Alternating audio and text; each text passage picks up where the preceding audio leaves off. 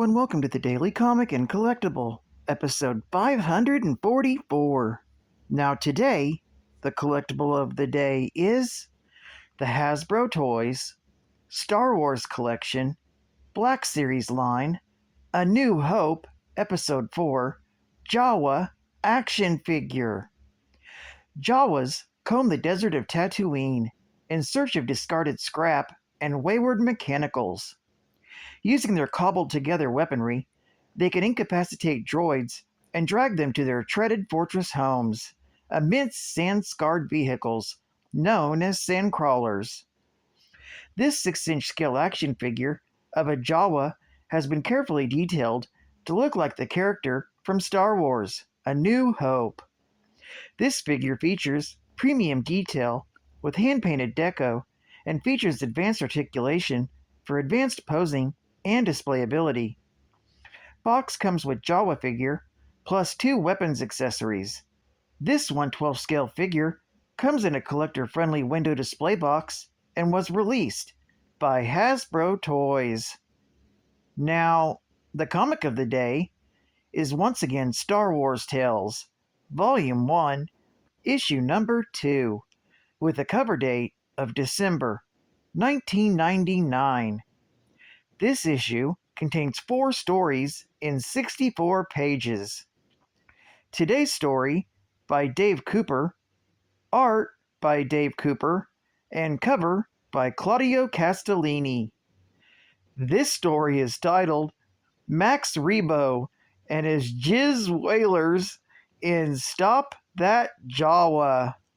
The story opens with Max Rebo, Cy Snoodles, and Droopy McCool all arguing in the cantina on Tatooine. Droopy just wants to stop arguing and make the best of a bad situation. Max Rebo can't understand what's bad about their situation. He tells Cy not to be ungrateful. After all, they are set for life. Max states they now have job security. Cy angrily starts screaming at Max for negotiating a deal where they get no money, only food, and they are now stuck working for Jabba the Hutt for life, thanks to Max's contract. And then, without thinking, insults Jabba, calling him a big fat slug. Droopy chimes in for Cy to watch what he's saying, because he's drawn the attention and anger of the entire bar. Suddenly, Cy and Max get scared while noticing a man-looking droid turn their way. The band, thinking it's probably one of Jabba's bounty hunters, decides to leave. They quickly leave the cantina, only to discover that their hover van is missing.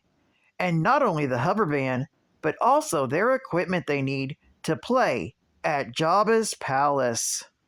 That's when the band members learn from a homeless bystander that it was all stolen by Jawas. The bystander tells them the same thing happened to him years ago, and he never recovered, causing much fret in Cy, Max, and Droopy. Fortunately, Cy's hover buggy is parked close by, and they decide to use it to track down the hover van by tracking the resonance of Max's organ using a harmonic constribulator. Unfortunately, Droopy McCool notices the droid bounty hunter from the cantina is tailing them. Seeing this, Cy gets an idea and is able to outsmart and lose the bounty hunter in a rock formation, showing Cy has a talent for more than just singing. Also, by taking the shortcut through the rock formation, they're able to close in on the Jawa's sandcrawler. Max introduces himself to the thieving Jawas, but they're extremely unwelcoming, pushing him to the sand. Cy, losing his temper, resorts to name-calling once again, placing them in another dangerous position. Suddenly, the same bounty hunter reappears, scares the Jawas, and forces them to open their sandcrawler and bring out the band's hover van, still filled with all their instruments intact, much to the surprise of Droopy. That's when Max Rebo confronts the bounty hunter and wants to know why. The mandroid takes off his helmet and introduces himself as a harmonica player named THRU. And all he was wanting was an audition because he is their biggest fan. The end. Geek fact: THRU was a human from the planet of Durf who dreamed of auditioning for his favorite musician, Max Rebo. His dream came true when he was invited to play with Rebo's band at Jabba's palace, shortly before the Battle of Endor. After the band broke up, he wrote a biography of it, entitled Blue Man's Group. Furious because he had not asked permission to publish the biography first, the band cut ties with him. Though disappointed, Tick forever treasured his brief status as a member of the Max Rebo band. In Talish's first appearance in Stop That Jawa, he was depicted as a three-legged humanoid with black hair, red pupils, and olive-colored skin. But later, he was also depicted as a blonde-haired, blue-eyed human. Bonus geek fact: the story opens in a cantina, also known as a saloon, bar, lounge, pub, or inn. It was a place where spacers, smugglers, and other denizens of the nearby came to drink and play board and card games, such as Pazak or Sabak. Some cantinas had fighting rings. Cantinas were located on almost every major planet and were often a center of criminal activity, such as smuggling and spice trading. They were typically located on smuggler-affiliated planets, such as Atzeri, Tatooine, Nar Shaddaa, or Nal Hutta. When it comes to staff, all cantinas employ at least one bartender. Chalmun's Spaceport Cantina from A New Hope had two bartenders, Wooher, who worked the day shift, and Akmina, who worked at night. A serving staff of waiters and waitresses was often employed as well. Most cantinas hired bouncers to handle the many drunk and disorderly patrons. Some cantinas used Mixer Master robot bartender droids as bartenders and other types of service droids to wait tables and handle the bar counter. The Kedzerin bar on Taurus was run entirely by droids.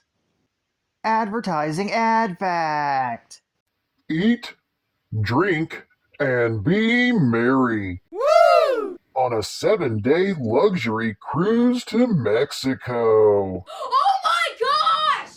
If you never thought you could eat, drink, schmooze, and otherwise hang out with your favorite comic creators, think again. You can spend 7 days and 7 nights on a luxury cruise with over a dozen of the most acclaimed American comic writers, artists, and cartoonists. The ship leaves LA Port and travels south to Mexico, with 3 ports of call at Puerto Vallarta, Cabo San Lucas, and Mazatlan. Oh my God. Not only will the ship be brimming over with comic creators, but it also coincidentally has all the amenities of a luxury cruise ship. The Elation is the newest and largest ship ever to sail the Mexican Riviera. It's got a casino, spa facilities, 3 swimming pools, Wow. 6 whirlpools, a spiral water slide, Whoa! restaurants, a 24-hour pizzeria, around-the-clock room service, bars, every decadent extravaganza you can imagine. And that's all in addition to having some of the best cartoonists in North America roaming the decks. The guest list reads like a who's who of contemporary American comics from every realm of diverse medium. Cabins start at $1,099 to, well, sky's the limit. So don't miss out on the Making Waves cruise in April of the year 2000. And final geek fact. Ivar Orbis and his galactic jizz whalers were a jizz band founded by Ivar Orbis, featuring Max Rebo, Cy Snoodles, and Droopy McCool. Their hits included That Joyous Night, I Ate My Mate. When playing at Uncle Chesko's on the moon, Nar Shaddaa, the band was surprised to find their set interrupted by the song stylings of a Yamoon. Impressed, Orbis invited him to join the band, giving him the stage name Joe Yowza. When Orbis was killed in a firefight with Figrin D'An and the Modai Nodes, the remaining members reformed the group into the Max Rebo Band. The Max Rebo Band later played one of the Whalers' hits, Jedi Rocks. Well, I'd like to thank you for joining me for another Daily Comic and Collectible, and I hope to see you again Thursday. This is Catfan Comics Man, and I'll catch you on the flip. Over and out.